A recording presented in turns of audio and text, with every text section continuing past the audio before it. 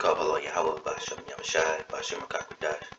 Double honors to the elders and apostles, great Nelson well. I am not a member, however, I've entered into their labors, peace and mercy to the sincere brothers and sisters doing this wherever you are, whatever your lot may be. Bear with me, because I don't know if you can hear, I'm pretty sick. I don't know what's going on. The whole left side of my face is fucked up. Excuse my Swahili. Stuffy nose. And you know your boy, I got asthma and all kind of stuff, so I may sneeze or cough here and there, and I apologize in advance. But this is just a continuation, because I mentioned in yesterday's video, briefly, by the way, about the conspiracy to kill Paul, and kind of how, like, what our people would do in modern day to the believers because of, the cares of this world and worried about E. And we're just going to cover that real quick. And of course, I pulled it up here, alright, and it said, why was there a conspiracy to kill the Apostle Paul in Acts 23? Biblically and secularly. At the time period, what was the worry of the Israelite leaders, and how would it have benefited them? Okay, so I kind of covered the secular and the biblical portion of it, right? Why they were the way they were, who's who, what's what, and we'll just kind of skim through this. It's not very long at all. Okay, so we'll skim through it. We'll get our damn, I didn't mean to do that. No, there we go. Okay, yeah, so we'll get our precepts and stuff like that, and then that will really just be the video. Okay, so we'll read through the conspiracy to kill Paul. So what we need here is the bottom portion of Acts 23, and then we'll move over into Acts 24, and then we'll read through, what Grok has, third witness. We'll get our precepts, and that'll be it. But I want you to kind of imagine as we read through this a similar situation that any of us could possibly go through, because our people are more concerned with the cares of this life, and they fear the rulers of this world more so than the ruler of this world, or the ruler of those that he put in power. That's what I'm trying to say. It's instead of fearing the Lord, instead of fearing Yahweh Bashem Yahweh, the one who put the basis of men in power, all right, who is the ruler of all things seen and unseen, okay, because a great job of being socially engineered was done, and that was the will of the Lord as well. All right, for the people, for the prophecy, you had to have 2/3. You had to have non-believers. You had to have scoffers. You had to have those that just won't get it. You know what? Let's get that. Lest they be converted.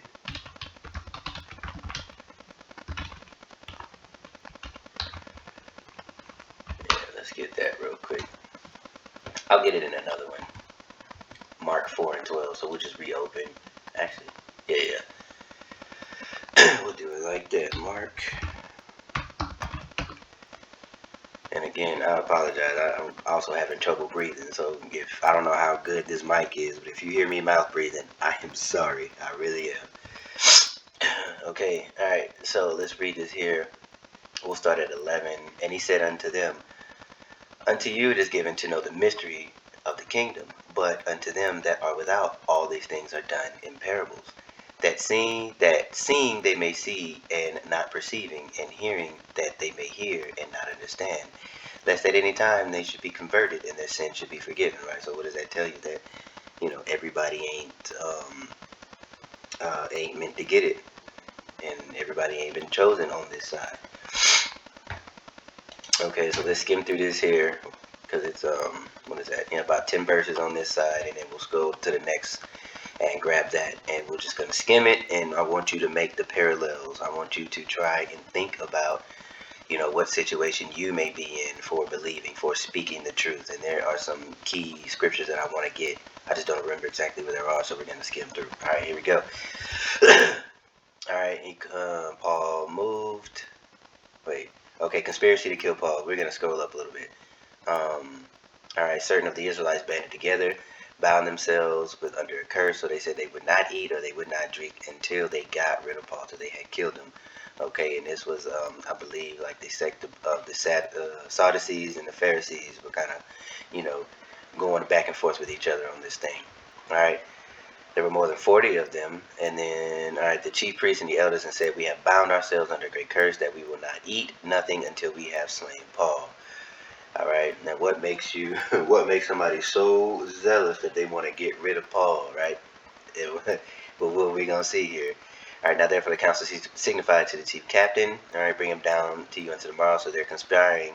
All right, they want to him to think that they are going to hear his case out a little bit better. Like they want him to think, yeah, we want to give you a fair shot. And as he, um, travels down whatever path he travels, they are going to jump him. All right, but guess his Paul's sister, his son. All right, so his nephew heard them, and he went and told him. Right, all right. So Paul called one of the centurions unto him and said, "Bring this young man unto the chief captain, for he hath a certain thing to tell him." All right, so he let him know what was going on. The chief captain took him by the hand and asked him, "What is it thou hast to tell me?" Right, so he let him know their conspiracy to deal unjustly and deal wickedly with Paul. And the centurion makes arrangements to get Paul moved. All right, so that's what we have here. All right, so he called and he had pretty much had Paul moved with a caravan of troops, right? Centurions, horsemen, spearmen, all that, right? Okay. Um, and he brought him unto the governor Felix. All right, so Felix at the time was the governor over Judea.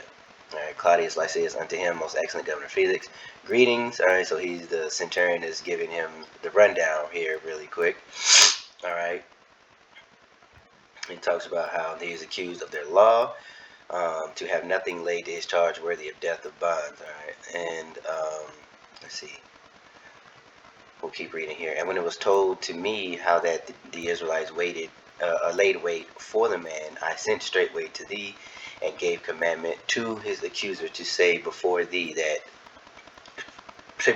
what they had against him. Farewell. All right, soldiers, as it was, commanded them, and took Paul and brought him by night to Antipatris. So we'll scroll down a little bit. Let's see if there's anything that we're missing. Okay, so the governor read the letter. Right, all right. So there's the backstory. All right, I will hear and said he, when thine accusers also come, and he commanded him to be kept in Herod's judgment hall. All right, so you know what's up at Herod. And just as today we are under the rule of Rome 2.0, it is just like then. Same thing happening right now as then. So if we scroll up here, and we're going through Acts 24, and I just want to get a couple of scriptures real quick, and then we'll go over to Grok. We'll go and read through that and grab more scriptures as we go. All right, so we'll scroll a little bit more. Most noble, notwithstanding. Bear with me a second. Now here's what I want right here. Okay, so this is Acts 24 and 5. For we have found this man a pestilent fellow, and a mover of sedition among all the Israelites throughout the world, and a ringleader of the sect of the Nazarenes, who also hath gone about to profane the temple, whom we took, and would have judged according to our law. But the chief captain Lysias came upon us with great violence, and took him away out of our hands. So let's get a pestilent fellow here. We're going to get this in the NLT and see how it reads, because this is what all of the believers are going to look like. A pestilent fellow, they're going to look like a cult, right? Because when you actually believe truly according to the Bible, that's what it seems like to a Westerner, to somebody who does not understand, right? Whose mindset leans towards, or vibration leads towards, so-called white Christianism, or slave baptism, black slave Christianity.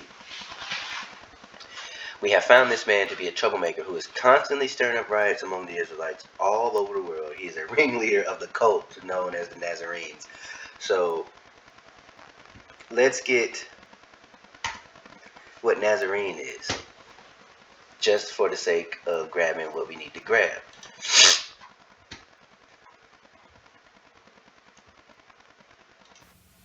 Strong's G 3480. Nazorias. Nazorias. Nazarias.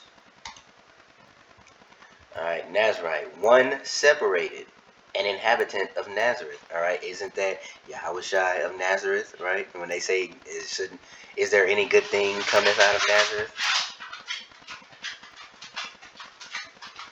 Alright, so let me find that. Let's get that real quick.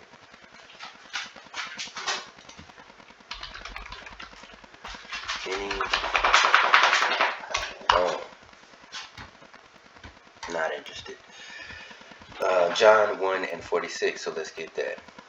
Let's go there real quick.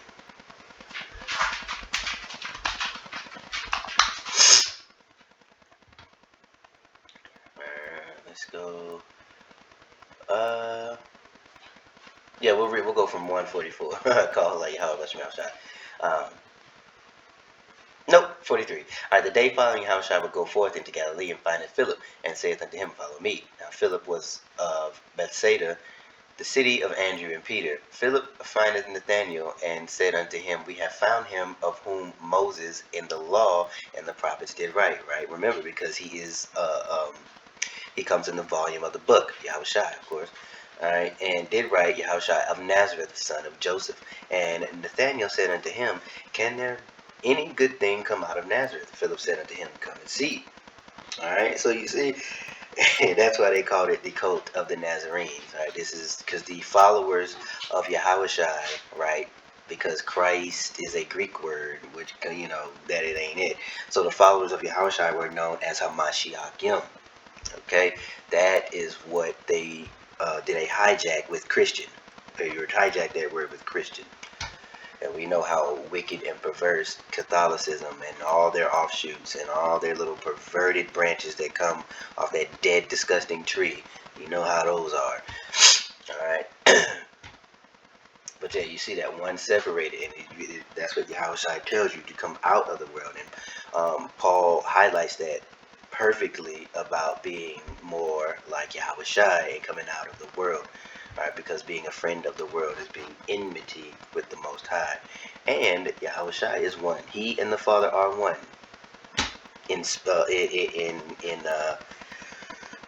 Not physically, but they are one in mind. Right? He came to do the will of the Father. They're on the same page when it comes to executing what needs to be executed.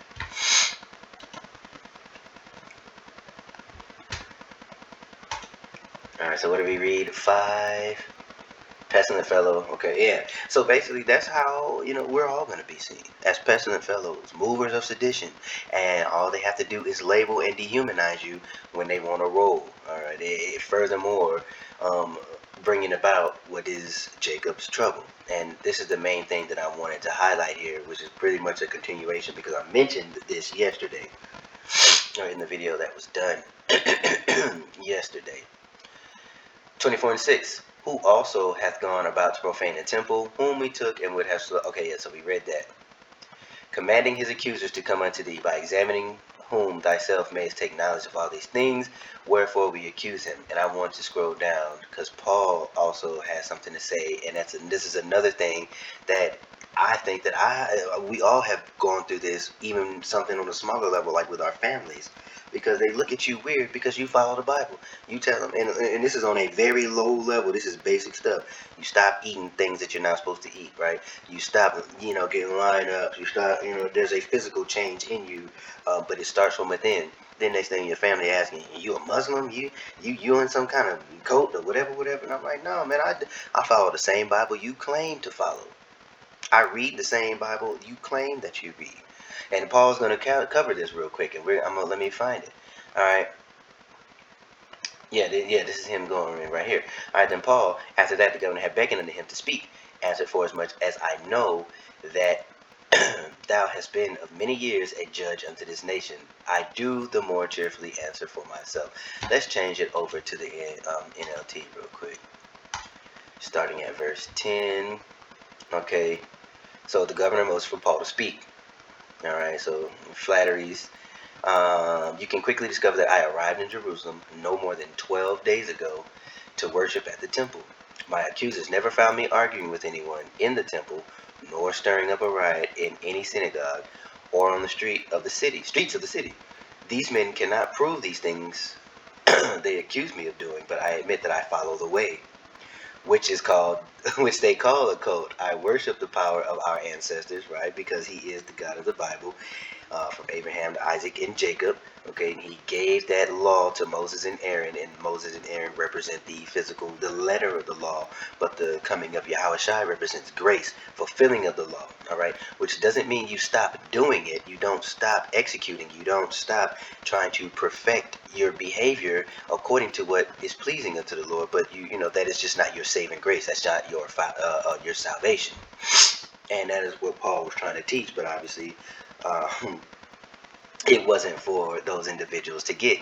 And you find yourself in today's world, I'm pretty sure you have if you've ever tried, you find yourself dealing with that same battle, you know, with the people that are in your circle, the people whom you've tried to talk to, or, you know, for lack of a better term, confide in, or try to educate or enlighten. Because educate means to bring something out that's already in it. If it ain't in them, you can't educate them. So you're trying to enlighten them. So let's follow the way, which is called a cult. All right. And look, and I firmly believe in the Israelite law and everything written in the prophets. And have you not said that before when people ask you, so do you believe in the Bible? Yes, I believe in it from cover to cover, from the first letter of the first word to the last letter of the last word. I believe it. The only thing that's different is that the Spirit has been given to us to be able to learn and discern and understand and execute the way we need to execute. Okay, we are not operating in some perversion, um, or perverted version of the scriptures.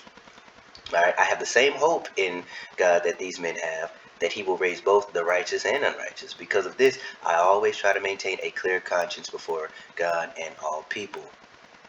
And Paul practiced what he preached. All right, he preached that a lot. You know, be blameless. All right, blame not the ministry, or don't do things that the ministry be blamed.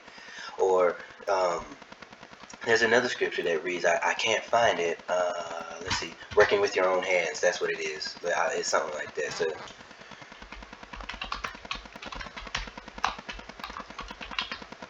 I believe it's maybe First Thessalonians, somewhere in Thessalonians. There you go. So First Thessalonians 4:11 and 12. So let's get that real quick.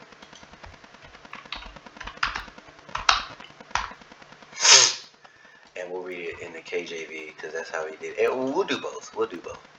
Okay. 11 and 12. It's pretty great. What the hell? You know, we're family now. Here we go. Yeah, we'll start at 9. But as touching brotherly love, ye need not that I write unto you, for ye yourselves are taught of God to love one another, and indeed ye do it towards all brethren which are in all Macedonia. But we beseech you, brethren, that ye increase more and more, and that ye study to be quiet, and to do your own business, and to work with your own hands, as we commanded you, that ye may walk honestly towards them that are without, and that ye may have lack of nothing. So let's get that in the NLT. Alright, we don't need to write to you about the importance of loving each other, for God himself has taught you to love one another. Indeed, you already show your love for all believers through Macedonia. Even so, dear brothers and sisters, we urge you to love them even more. Make it your goal to live a quiet life, minding your own business and working with your hands, just as we instructed you before. Then people who are not believers, all right, 2/3 or even of the heathen, will respect you the way you will respect the way you live, and you will not need to depend on others. And what's most important is that you cannot be blamed. So you don't do stupid things while claiming to be an Israelite or being in the truth, like walking around with guns or killing trannies. All right, you exercise, you walk in a way that, you know, when the persecution does come and they try to say or do things against you, people will say, well, he's never been like that to me. He went to work, he was helpful, respectful, He even helped me change my tire. Blah, blah, blah, woody woo, man. No, I don't think that's him. I don't think he's like that. You know what I'm saying? And it's a chess move. Like, the Lord knows what he wants us to do. You just got to follow the playbook, man. Follow the playbook of the one who wrote it so you can execute the way you need to execute, right? All right, let's see. I admit I followed the way. Yeah, we read that. Clear conscience, okay.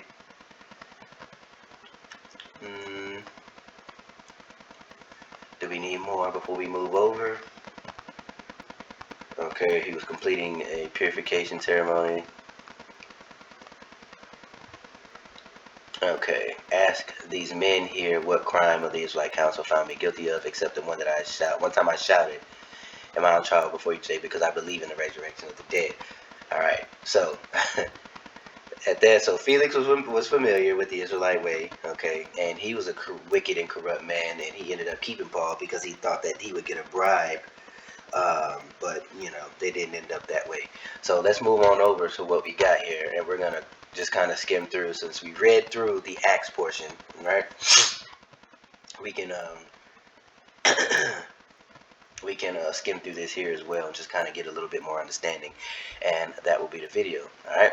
So Paul's preaching that Yahushua is the Messiah, and that the law and temple system was fulfilled in Hamashiach. Yes, which it was. That does not mean that you do not still continue to do the things that you were supposed to do. It simply means that it is not how it saves you. It means Yahushua walked a path, and all you need to do is do the exact footprints. All right, you see his left foot go, that's where you put your left foot. You see where his right foot went, that's where you put your right foot. You strive for perfection, and where you fall short, he's there to catch you. All right, he taught that. And here, now you got to eat the meat, spit out the bones here. We understand. If you don't understand Gentile or being grafted in, GMS Gentiles or GMS, who were the Gentiles, all right? Who were the Greeks? Because Christians love that neither Greek nor Jew. But what if that's the case? Why only mention Jew, right? How did we end up from Persian captivity into Roman captivity, right? You need the Apocrypha, the Greek captivity. Greeks and Romans, same old people, right? And for 400 years under the Greek captivity, under the rule of Greek thumb, you were not allowed to call yourself an Israelite. You were not allowed to circumcise your children. You were not allowed to exercise what you were supposed to exercise in order to not be cut off from your people. All right, so those were the ones that were grafted back in. And you cannot graft, you know what, let's just skip that.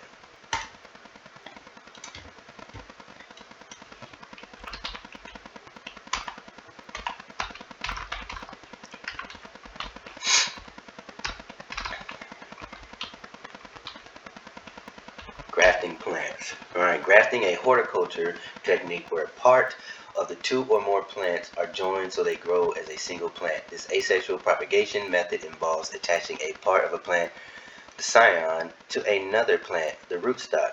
Grafting is used to combine desirable traits and improve disease or increase yields. Alright, so increase yield, change varieties, and produce specific plant forms. So how you graft, I just did it with a lemon tree. So if you try to grow a lemon tree from seed, it will not produce fruit. You have to graft that tree from another lemon tree, same thing, that is already producing fruit. You graft those two together, and now you have a brand new plant. And if you do it right before the winter, let it go dormant, and then around the springtime, you will have a plant that is producing lemons. All right, you prune it, you cut off the unprofitables, you cut those, you prune it, right, so it can grow and focus on producing fruit instead of shooting up large branches and stuff. All right, so that's reason for grafting: improve disease, pesticide, blah blah blah blah blah. Let's see. Now, can they graft? I bet they can do two separate species now through perverted science. But originally, you cannot graft an olive tree to a lemon tree. Okay, let's see. Does it say that anywhere?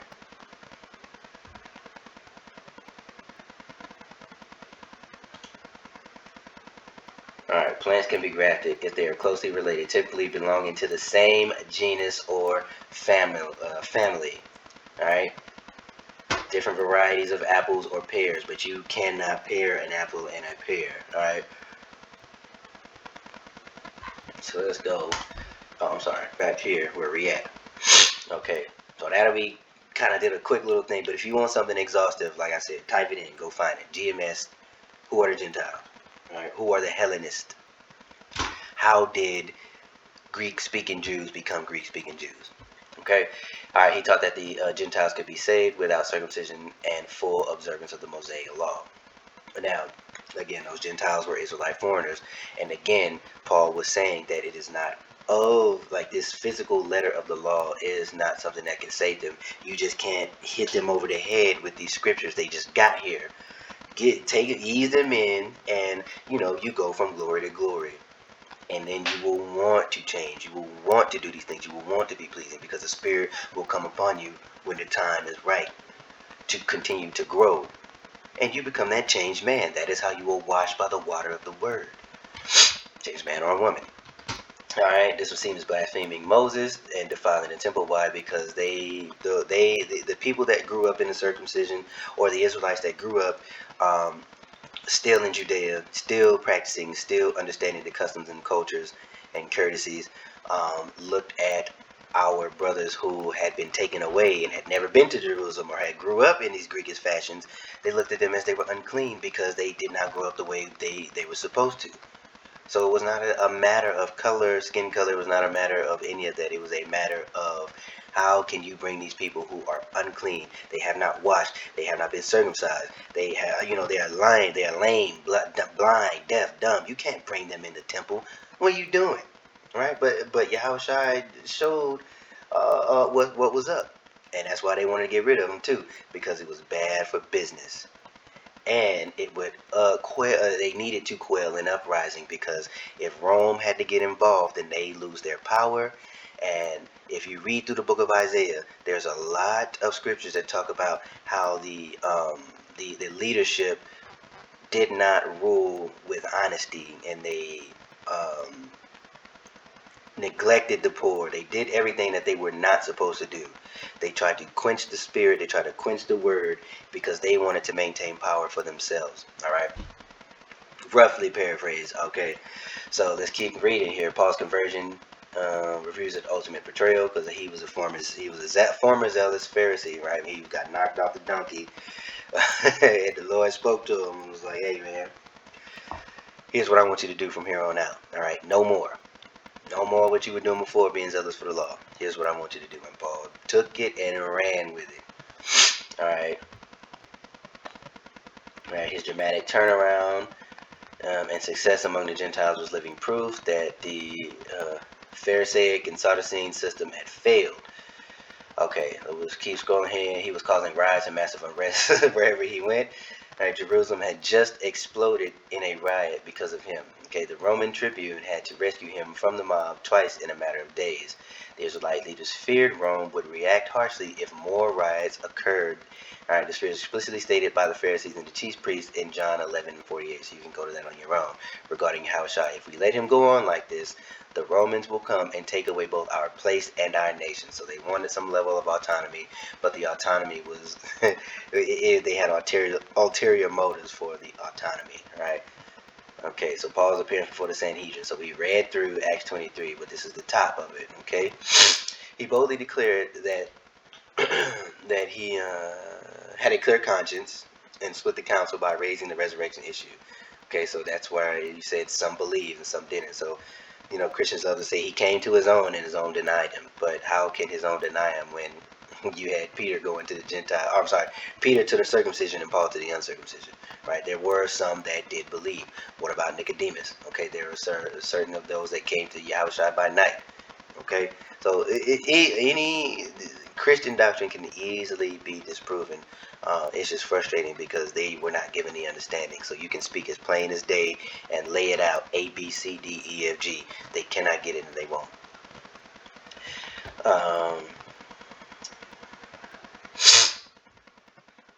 let's see. So here's the secular portion here, right?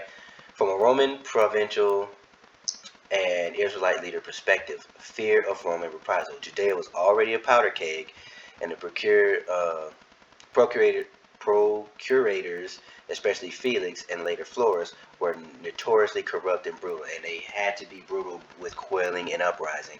Okay, so if he was the governor of a vassal state of Rome, then you were expected to handle your business. Rome should not have to come and take care of your shit for you. Otherwise, that's your ass. So, that they say shit rolls downhill. The chief priests, mostly Sadducees appointed with Roman approval, were a part of the Roman-approved aristocracy. Their wealth and power depended on keeping the peace. And there you are. There you have it. And that's the fears of this life dragging you down. That's Mark 4:19. Were we already there?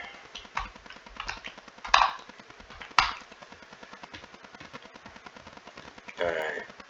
But all too quickly the message is crowded by the worries of this life, the lure of wealth, and the desire for other things, so no fruit is produced. Right? And that is what they were looking. They had a very high station. They had a good position. Don't go messing things up for it.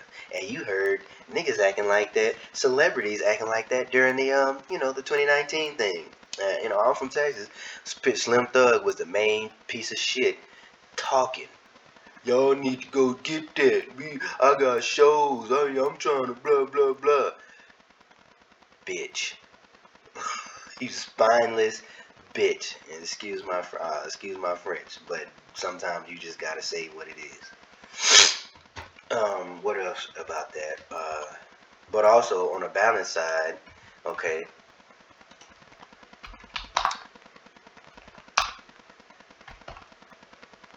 Oops. Oh, I did do it. Proverbs 30:8. I want it in the KJV. Remove far from me vanity and lies. Give me neither poverty nor riches. Feed me with food convenient for me, lest I be full and deny thee, and say, Who is Yahweh? Or lest I be poor and steal and take the name of my power in vain. Right? You want that balance, and the Lord provides us our daily bread, physically and spiritually. Call Allah Yahweh Bashim Yahushai. So you have the Zealots, right, and that's where you talk about the Sicarii, or the Daggermen, okay, and other anti-Roman revolutionaries. Many ordinary Israelites saw a compromise with Rome as treason against Yahweh, and you see that now with a lot of Zealots. They want to. We need to start the new, black man. We need to do this. We need to do that. We need to buy land. The same old, same old. There, Ecclesiastes tells you there is nothing new under the sun. Okay, and there are no new spirits, right? There's another proof of reincarnation. You come back and do the same damn thing you did before. And then you got the scriptures to look back on for those who were given the eyes to see and ears to hear to make that correlation. And those who are listening can avoid the foolishness and walk in the way that they are supposed to walk. All right. Verse 3. Point 3, loss of religious and political control, the rapid spread, and it is not, that's why I meant you to me spit out the bones, it is a rapid spread of Hamashiachim, the rapid spread of the believing of Yahushai and his return and the restoration of Israel. Okay, threaten the temple-based economy, sacrifices, offering, pilgrimage, trade, and authority of the priesthood and the Pharisees. If the Yahushai or Hamashiach movement or the sect of the Nazarenes kept growing, the old power structure would collapse from within before Rome even needed to act. Okay, so how would killing Paul have benefit the Israelite leaders? Immediate benefit: remove the spark that would ignite riots in Jerusalem. With Paul dead, the immediate crisis would likely subside, and the Roman tribune would have no reason to send a large report to, how do you say that? Caesarea? Yeah, we'll say that. Or Rome. Symbolic victory, killing the most prominent Israelite convert to blah, blah, blah, that whore that Eden, right? Getting rid of him Okay, discourage the other Israelites from believing on Yahushua, okay, from coming into that fold, grafting in. But they didn't understand that this was of the Spirit, and who was supposed to be was already there, right? That's why Yahushua said, "They are thine, thine are mine, and none are lost." Preserve their own power. Prevent Sanhedrin from looking weak or divided in front of the people, right? Because if the people see that you are weak, they don't listen. They don't want to listen to your authority, thus weakening your political and monetary position. Uh, Maintain the fragile detente with Rome. Let's see. Let's get that.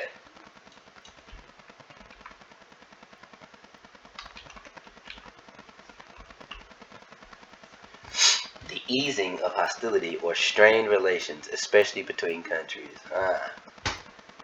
Détente. Detente. Well, I sounded illiterate. Detente is how you say that. Well, you learn something new. What did we read? Okay, and then religious purity, which is was a front. All right, many genuinely believed Paul was a blasphemer, who deserved death under the law, Leviticus 24:16. Okay, about enticing other gods and idolatry. All right, the law was stretched to apply to him. All right, because it was convenient. All right, in short, the conspiracy was both a desperate act of self-preservation, politically and economically, and a zealous attempt to defend what they saw as God's covenant with Israel against a man they considered its greatest internal threat. Ironically, by trying to kill Paul, they were repeating the same pattern that they killed Yahushua a generation earlier, and accelerating the very separation, blah, blah, horseshit. Um, but yeah, exactly. Not knowing that was the whole point, was for Yahushua to be put to death, to take the sins on a nation. So hopefully that makes more sense as you read through. There was always discourse between the Israelite leaders, especially while Yahushua was alive, while he was saying that it is me, I come in the volume of the book, it is written of me. Okay, and you see now why there was such a back and forth. It's more than you have when you read. You have to extrapolate, look into what was secularly going on as well as through the spirit, and prayerfully, when you do that, things make a lot more sense. It is able to kind of gel together why there was so much discourse and why there was so much back and forth about, is this man the Son of God? Is this man really who he says he is? Speaking of Yahushua. And they going letter by letter, word by word. Well, they said he would come on a donkey. He came on. He did everything he was supposed to do. All right. So with that being said, I didn't want this to be that long, but I truly pray that you were edified. And I don't know if anybody hasn't seen this. If you have any questions, please feel free to ask. Or also, GMS. Type in YouTube GMS and then whatever subject. But with that being said, again. The water, thank you for bearing with me, and sorry if you heard me mouth breathing and sniffing and coughing, but I tried to get through this as smoothly as possible. So, shalom on to the next.